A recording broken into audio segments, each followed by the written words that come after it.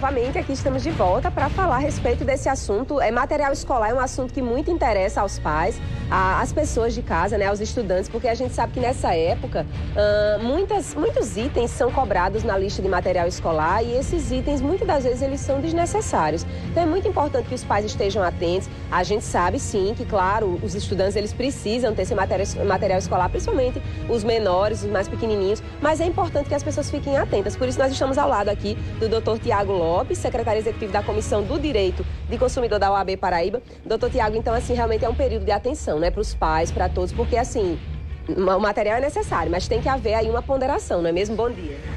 Bom dia a todos, bom dia, Gabriela, bom dia, Bruno. Exatamente, Gabriela, a pergunta que eu sempre gosto de fazer para quando os profissionais, quando os donos de escola vêm nos procurar para tirar essa dúvida é: se eles têm esse controle, se eles conseguirem ter o controle do material escolar, se esse item vai ser utilizado exclusivamente só pelaquela criança, tudo bem. Se eles não têm como ter controle, é melhor que não leve. É melhor tentar retirar dessa lista para não ter nenhum problema, para não ter nenhuma dúvida, não ter nenhuma falta de questão de ilicitude pelo fato da criança estar sendo pedido um material escolar que, na verdade, vai ser utilizado pelo coletivo, então o pai está pagando de forma individual. Pois é, então é muito importante, porque às vezes acontece de vir assim, por exemplo, material de tipo papel higiênico, detergente. Isso é o tipo de item que não deveria vir numa lista de material escolar de uma criança, não é mesmo? Isso foge totalmente da regra e foge totalmente do razoável, né? Porque uma situação dessa tem que estar dentro do parâmetro, inclusive, dos custos e gastos que a escola, a instituição, ela vai ter com aquela criança. Porque está sendo cobrada uma taxa, uma matrícula, está sendo cobrada uma mensalidade e você está pedindo itens que a escola é que deveriam arcar, né? Em relação às quantidades, às vezes a gente observa as quantidades ali. Por exemplo, tinta guache, 12 tintas guache para uma criança. Às vezes, muitas das vezes, ela não vai utilizar aquilo tudo em um ano, né? Então é importante que seja feito um cálculo correto a respeito do que a criança vai utilizar durante aquele ano letivo, não é mesmo? Perfeito, exatamente. A razoabilidade, o razoável e proporcional é que deve imperar. Nesse caso específico, é lógico que a criança ela não vai conseguir fazer toda essa pintura. Vai terminar que as tias, às vezes, precisam fazer algum serviço, precisa fazer alguma atividade com a criança, ou então alguma atividade que, na verdade, a escola que deveria estar arcando com esse custo e vai ser utilizado, querendo ou não, por lógica, o material da criança, né? Então, não tem como controlar. Tem que ter, então, esse bom senso, né? Doutor, e mais o seguinte, em relação ao uniforme, é uma outra questão que os pais se preocupam muito, porque todos os anos, às vezes, tem um uniformezinho novo para a criança, mas, às vezes, o uniforme do ano anterior está em perfeito estado de conservação. Não é bacana ter exigência quanto ao uniforme, não é mesmo? Perfeito. A questão do uniforme, a criança, normalmente as escolas, elas condicionam a compra do uniforme novo. E esse uniforme novo, às vezes, necessariamente tem que ser numa empresa X. Isso aí, se for realmente comprovado a questão da ilicitude, a questão da ilegalidade, dá um problema muito forte, muito grande para a escola. Por quê? Porque a escola está condicionando uma venda casada, uma possível venda casada. Então, você vai comprar, vai estudar aqui, mas para estudar aqui você tem que comprar o uniforme naquela empresa X. Então, isso dá muito problema, mas aí é algo que tem que se avaliar direitinho, caso a caso, de forma pontual.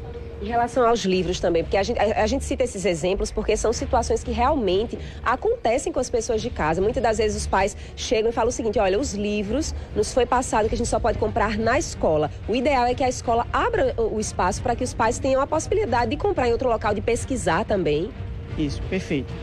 Os livros, se a escola ela tem uma metodologia específica, ela tem que trazer para os pais, que vão ser os financiadores daquele contrato, o porquê que eles estão condicionando a comprar ali. Então, existem escolas que têm uma metodologia específica e, a sua criança ela vai estudar dessa maneira, dessa forma, e aí eles não conseguem condicionar, você não vai conseguir esse material em outro canto. Então, aí eles têm que trazer para os pais, de forma, através do princípio da informação, o porquê que eles estão condicionando aquela compra daquele material. Salvo o contrário, é um problema grande. Por quê? Porque aí vai se ter uma questão, novamente, de venda casada, você vai ter que comprar aqui com a gente. Então, além do lucro oferido no que se refere à questão das mensalidades, a questão da matrícula, a gente também vai ter o lucro dentro do material. Perfeito, doutor. E a gente sabe que, assim, é uma parceria entre a escola e os pais também. A gente não quer aqui, de forma alguma, levantar nenhuma questão entre eles, porque a gente sabe que é uma parceria. Qual é a melhor forma, então, deles dialogarem e chegarem ao bom senso, a um senso comum entre eles? O princípio da informação é um princípio que impera dentro do direito do consumidor.